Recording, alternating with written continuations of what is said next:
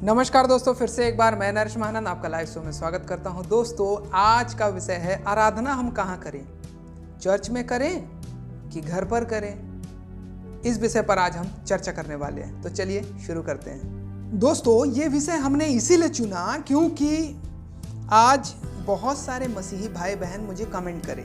जब मेरा पिछला वीडियो अभी जो मैंने कुछ दिन पहले ही डाला, कल परसों ही डाला है, तो वो वीडियो में जो है ये बताया गया है कि चर्च चर्च जैसा कुछ चीज़ होता ही नहीं है या बिल्डिंग जैसा कुछ होता ही नहीं। तो कुछ लोगों ने मुझे कमेंट किया, पूछा कि हम चर्च जाके आराधना करें कि घर पर ही आराधना कर सकते हैं। तो सबसे पहले मैं उन लोगों से ये बोलना चाहूँगा, ये बताना चाहूँगा कि आराधना क्या होता है, पहले हमें ये सीखना है ना।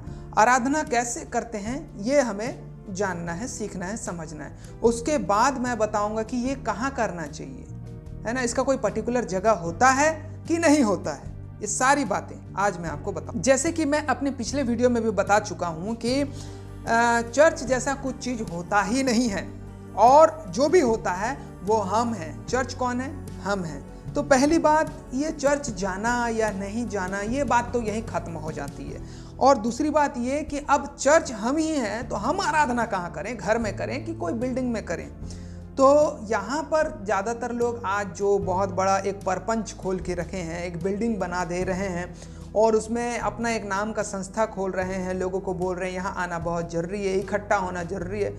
तो यहाँ पे ज़रूरी नहीं है कि आप घर में इकट्ठा नहीं हो सकते या चर्च में ही इकट्ठा हो सकते हैं, मतलब जिसको जो चर्च बिल्डिंग जिसको बोल रहे हैं। तो यहाँ पर सबसे इम्पॉर्टेंट बात यह है कि अब आराधना कैसे करें, आराधना होता क्या चीज़ है। सबसे पहली बात, आराधना के जो मुख्य जब हम पढ़ते हैं प्रेरितों के काम 2 अध्याय में, तो वो क्या करते थे, रोटी तोड़ा करते थे, गीत गाया करते थे, प्रार्थना किया करते थे और चंदा लिया करते थे और वचन का प्रचार किया करते थे। ये 5 चीज जो है उसमें किया करते थे। अगर ये 5 चीज में से भी अगर कोई भी एक चीज भी नहीं हो रहा है तो वो आराधना कंप्लीट नहीं होता है।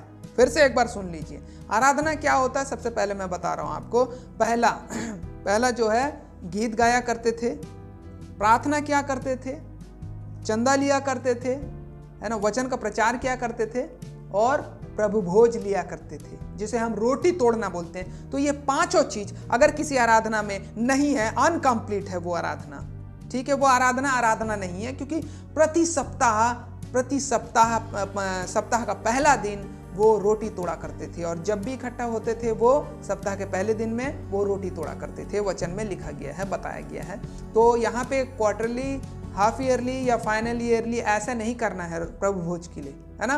तो यहाँ पर जो है प्रति सप्ताह हमें प्रभु भोज ग्रहण करना है, उसके मृत्यु का प्रचार करना है, उसका सुसमाचार करना है, क्योंकि वचन में लिखा हुआ है कि जब भी तुम ऐसा करते हो, मेरे देह में से लेते हो, मेरे लहू में से पीते हो, तो तुम मेरे मृत्यु का प्रचार करते हो। तो तुम लोग जितने लोग हैं, ये सब लोग क्या मृत्यु का प्रचार साल में एक बार करते हैं?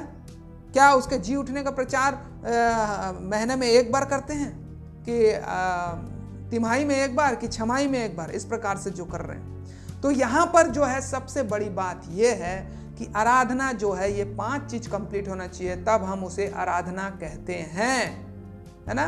और वो 5 चीज कंप्लीट क्या क्या होती है? प्रार्थना करना, गीत गाना, है ना, वचन प्रचार करना, प्रभु भोज लेना और चंदा लेना। ये 5 चीज जो है उसमें इंक्लूड रहना चाहिए। अब ये तो बात आराधना की हो गई। अब दूसरी बात कि हमें आराधना करना कहाँ चाहिए। यहाँ पे मैं कोई एक्सपीरियंस होल्डर नहीं हूँ जो मैं बहुत बड़ा बुजुर्ग हूँ, बाल सफ़ेद पक गए हैं या फिर मैं दाढ़ी निकल गए, ऐसे ये सब बातें मैं नहीं बोलूँगा या अपना ओपिनियन नहीं दूंगा। ओपिनियन जो है बहुत ही थर्ड क्लास होता है। जितने भी क्रिश्चियन जो लीडर हैं या जितने भी प्रीचर हैं, अपना ओपिनियन ना दें, पहली बात। दूसरी बात यह कि अकॉर्डिंग टू बाइबल टीचिंग करें आप, है ना। तो बाइबल से हम देखते हैं कि आराधना कहाँ करना चाहिए। प्रभु यीशु मसीह ने पहले क्या कहा, कहाँ बताया है प्रभु यीशु मसीह ने कि आराधना हमें कहाँ करना चाहिए, चर्च में या घर में, या कहाँ करना चाहिए। तो चलिए हम देखते हैं। यूहन्ना रचित सुसमाचार निकालेंगे। यूहन्ना रचित सुसमाचार उसका 4था अध्याय है ना। आप लोग बहुत बार पढ़ चुके हैं, लेकिन मैं आपको यहाँ पे बताना चाहूँगा। यूहन्ना रचित सुसमाचार उसका 4 अध्याय में यहाँ पे 19 से लेकर के 24 तक के हम यहाँ पे पढ़ेंगे।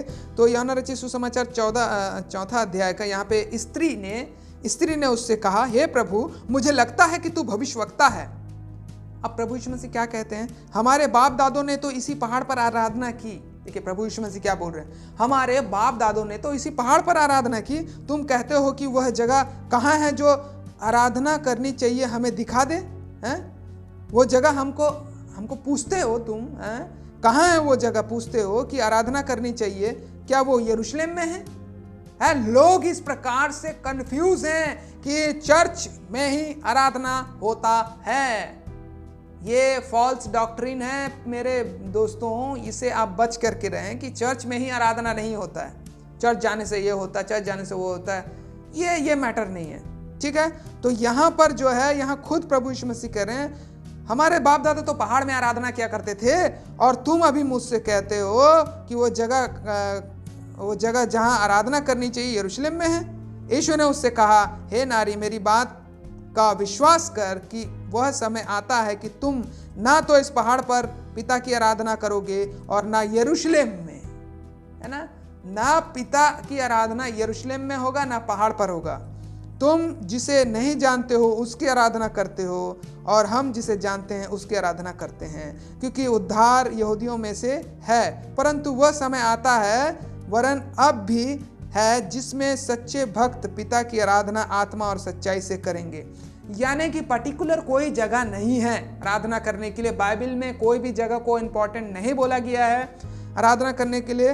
वो बस सच्चे भक्त पिता की आराधना करेंगे बोल करके बताया गया, वो भी आत्मा और सच्चाई से। आप कहीं भी आराधना कर सकते हैं, क्योंकि पिता अपने लिए ऐसे ही आराधकों को ढूंढता है, ऐसे ही भक्तों को ढूंढता है, ऐसे ही आराधकों को ढूंढता है। परमेश्वर आत्मा है और अवश्य है कि उसकी आराधना करने वाले आत्मा और सच्चाई से आराधना करें। ये बात को मैं आपको बता देना चाहता हूं। और भी हम देखते हैं प्रेरितों के काम निकालेंगे। वहां पे प्रेरितों के काम 2 अध्याय में क्या लिखा हुआ है?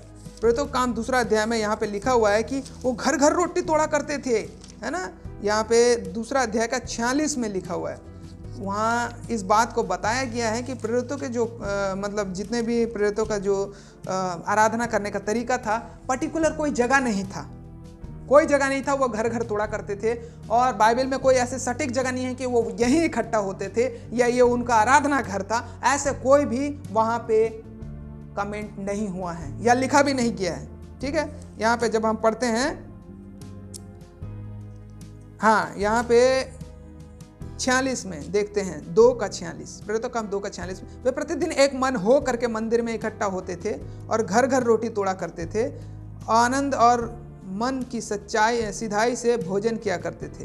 देखिए मंदिर में जो यरूशलेम का मंदिर था, वो मंदिर को प्रभु यीशु मसीह ने हटा दिया, पहली बात। फिर उसके बाद वो घर घर रोटी तोड़ा करते थे, इकट्ठा जरूर होते थे, क्योंकि वहां पर जो है पुराने नियम का पाठ पढ़ाया जाता था, तो यहूदी लोग वहीं मिलते थे और वहीं से ही तो सभी लोगों को सुसमाचार सुनाया गया।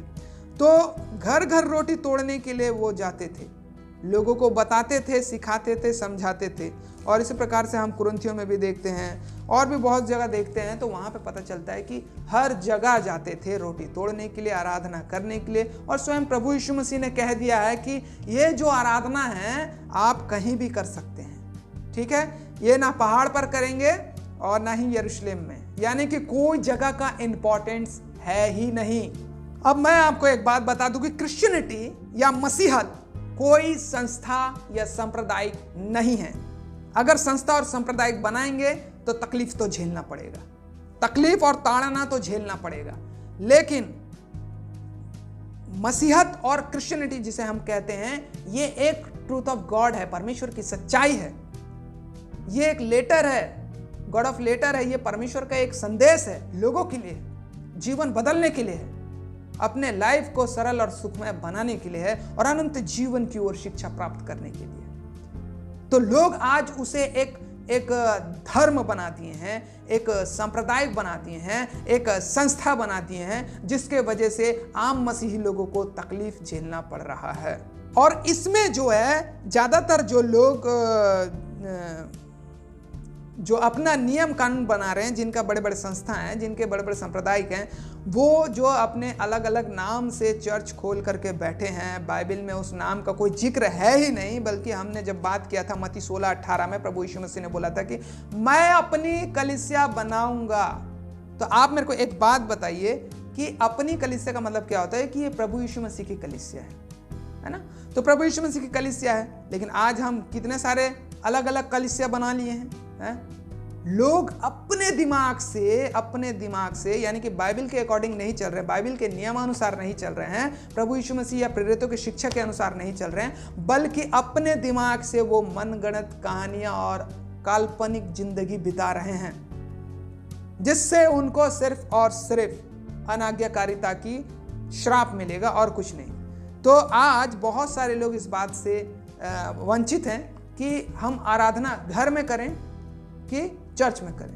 आप आराधना कहीं भी कर सकते हैं, जंगल में भी कर सकते हैं, और आप प्रभु यीशु मसीह ने कहा जहां 2 या 3 मेरे नाम से इकट्ठा होते हैं मैं वहां उपस्थित होता हूं। अगर उसके नाम से हम इकट्ठा हो चुके हैं, चाहे 2 या 3, तो ज्यादा नहीं, थोड़े लोग से भी शुरुआत हो सकता है, 2 लोग से भी। इसका मतलब यह नहीं कि भीड़ का भीड़ जमा करना है, ऐसा नहीं है। तो 2 या 3 मेरे नाम से इकट्ठा होते हैं वहां मैं उपस्थित होता हूं, बोलता है प्रभु यीशु मसीह।